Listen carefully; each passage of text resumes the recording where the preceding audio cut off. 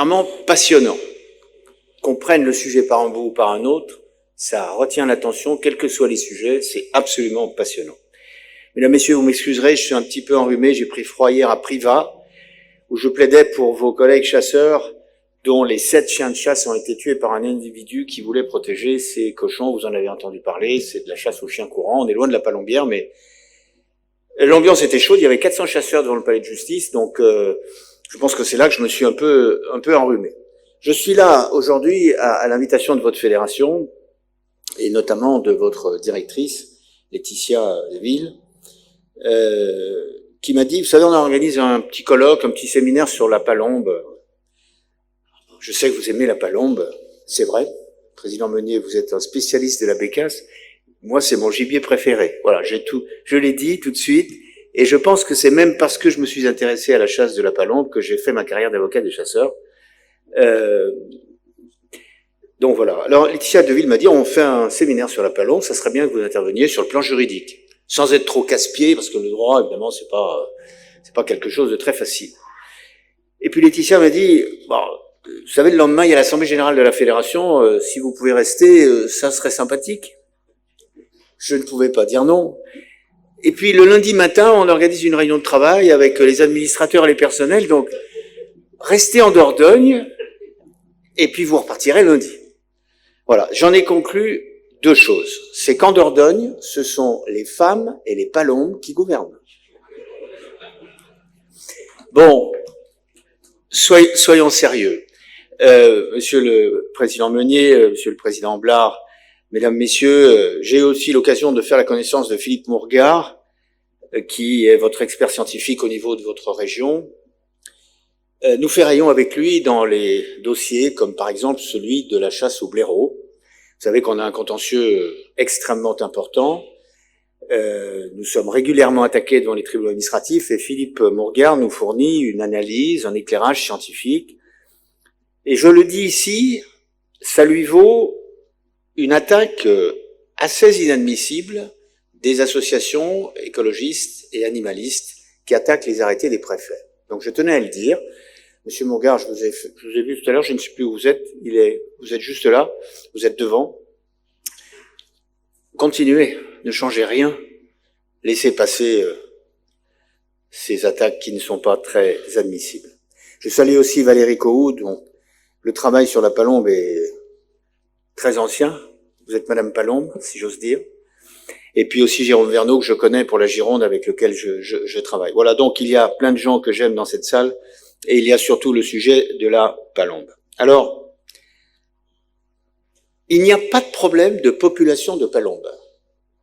C'est un oiseau qui est surabondant, tant en termes d'espèces migratrices que d'espèces sédentaires.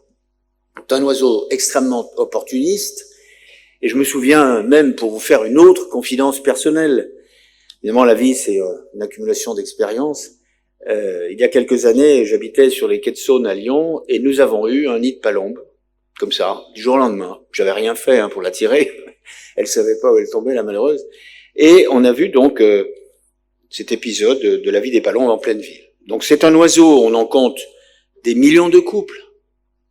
On a une hésitation, Valérie, je ne sais plus ce que vous avez dit, mais le tableau en France est à la hauteur des populations, de ce qui se chasse comme migrateurs, de ce qui se chasse comme sédentaires. On a un tableau de plus de 5 millions d'oiseaux. Donc c'est un oiseau qui ne connaît aucun problème de conservation. Donc qu'on ne vienne pas nous servir la soupe d'une espèce qui est menacée, d'une espèce qui se casse la figure, c'est pas vrai. Et j'y reviendrai. En plus, physiquement, on voit les oiseaux, surtout dans votre région, l'hivernage, on l'a vu dans l'un des exposés, de 1 à 2 millions d'oiseaux en hivernage dans le sud-ouest. Oui, les oiseaux hivernent, ils ne passent plus forcément les Pyrénées, ils trouvent le gîte et le couvert dans le Gers, dans d'autres départements, chez vous, etc. Donc, ils ne font plus l'effort de passer les Pyrénées. Mais ces données, nous les avons parce qu'il y a des travaux qui sont conduits, et notamment les travaux du GIF.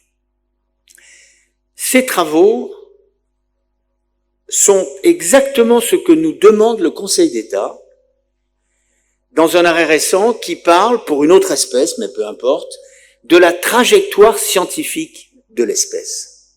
C'est le terme qui est utilisé, la trajectoire scientifique.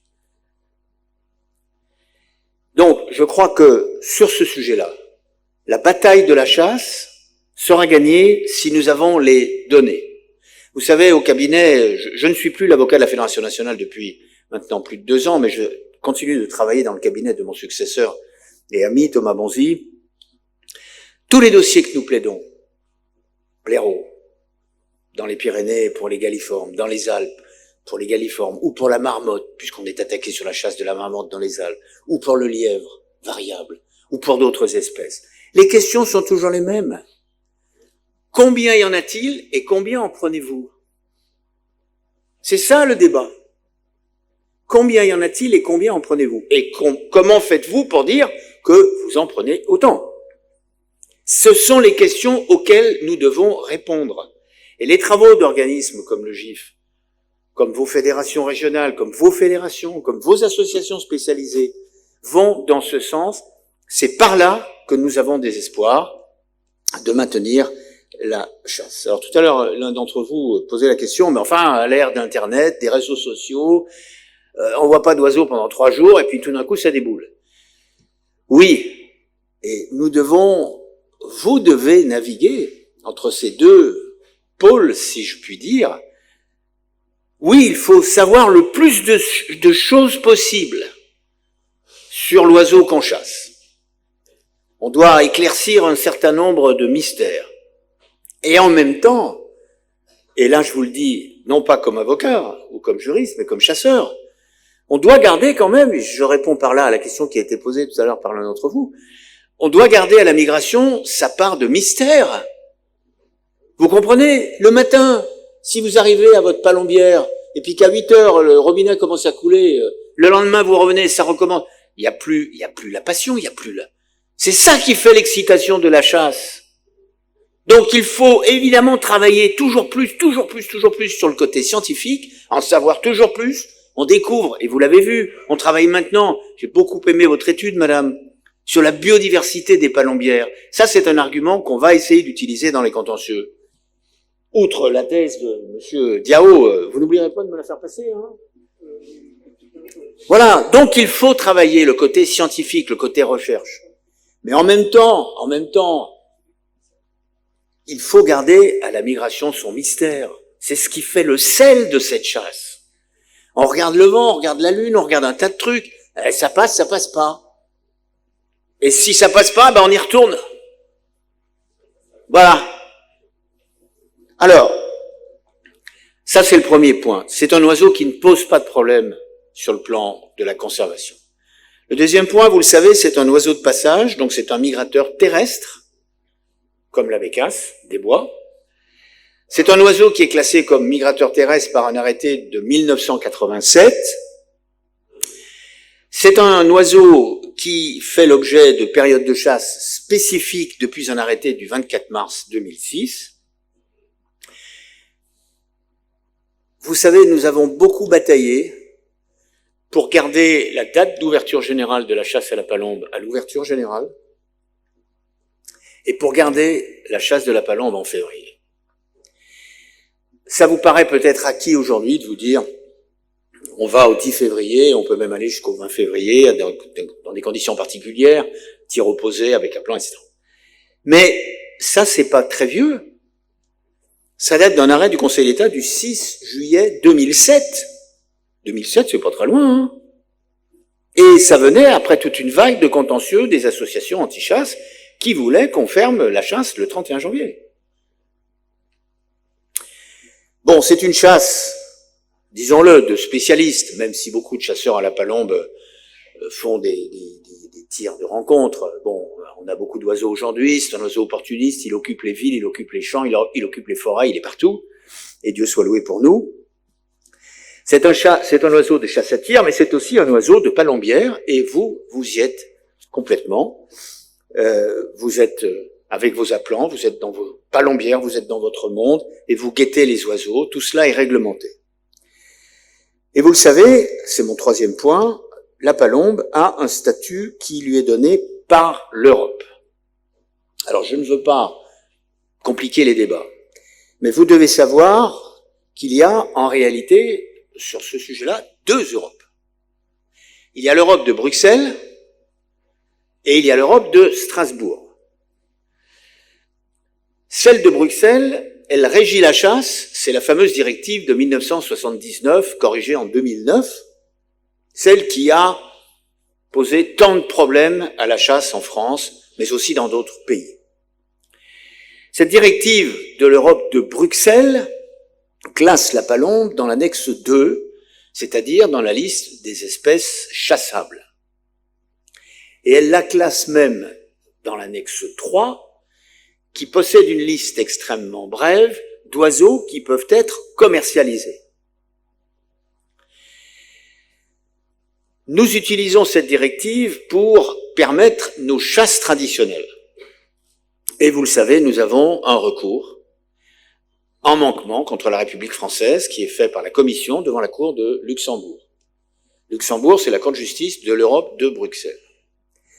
Nous sommes poursuivis pour les chasses des colombidés selon les méthodes traditionnelles, les filets horizontaux et les filets verticaux, les panthères, dans les Pyrénées-Atlantiques. Nous allons livrer une bataille féroce, elle concerne 5 départements, les Pyrénées-Atlantiques, le Gers, les Landes, la Gironde et le Lot-et-Garonne.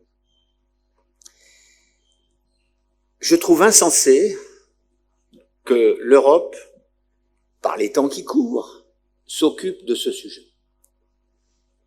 Je vous le dis franchement, et demain, j'aurai des mots durs à l'Assemblée Générale, vous êtes prévenu, Président Blanc. Je lâcherai des coups demain sur ce point-là. Nous sommes partis pour des mois de combat, parce que le délai moyen devant la Cour de justice pour un procès, c'est environ 17 mois, 6 ou 7. Donc ça va durer l'affaire. Mais nous allons ferrailler contre la Commission de Bruxelles. Et puis il y a l'autre Europe. L'autre Europe qui est celle de Strasbourg, celle du Conseil de l'Europe, qui est née après la guerre, qui a choisi Strasbourg comme ville frontière, symbole de la querelle historique entre la France et l'Allemagne, et qui rassemble bien plus que les pays de l'Union européenne, puisqu'on est à 47 pays dans cette Europe de Strasbourg. Pour simplifier, c'est la grande Europe, c'est le continent européen. Et dans cette Europe de Strasbourg, du Conseil de l'Europe, il y a un traité international. C'est la Convention de Berne, qui date de 1979 et qui est de la même année que la directive sur les oiseaux. Sauf que cette Convention de Berne, et il faudra qu'on utilise cet argument, que je livre aujourd'hui devant vous, sauf que cette Convention de Berne ne donne aucun statut à la palombe. La palombe, vous pouvez lire la Convention de Berne, elle n'est ni dans l'annexe 1, ni dans l'annexe 2, ni dans l'annexe 3, ni dans l'annexe 4, ni dans l'annexe 5. Pourquoi? Parce qu'en 79, les rédacteurs de la Convention de Berne, qui raisonnaient à l'échelle de la grande Europe, du continent quasiment, de l'Atlantique à l'Oural, comme disait De Gaulle, avaient conscience que la palombe ne posait aucun problème. Pardonnez-moi. Et que c'était un oiseau extrêmement répandu, à la fois sédentaire dans la quasi-totalité des pays du Conseil de l'Europe, et migrateur, et qui ne posait pas de difficultés. Donc là où l'Europe de Bruxelles vient titiller la France pour des modes de chasse traditionnels, et vos travaux de thésards comme vous sont importants. Là où l'Europe de Bruxelles vient titiller la France, le Conseil de l'Europe ne voit rien à redire. Alors expliquez-moi, l'Europe c'est plus d'une vingtaine de pays de Bruxelles, et l'autre c'est presque 50, il n'y a pas le même régime. C'est incohérent, c'est incohérent. Quatrième point, les ésodes. Alors j'ai cru comprendre que l'administration devait venir et s'exprimer sur ce sujet-là, et qu'elle s'est absentée. Donc de toute façon j'avais prévu d'en dire un mot dans ma petite intervention. Les ésodes, c'est les espèces susceptibles d'occasionner des dommages. Bon. Des dégâts. Donc, comme nous sommes dans une époque de forme et de réforme des mots, on ne peut plus dire nuisible, il faut dire ésode. Je suis pas sûr que tout le monde comprenne, ésode, bon, encore un acronyme à la noix, peu importe.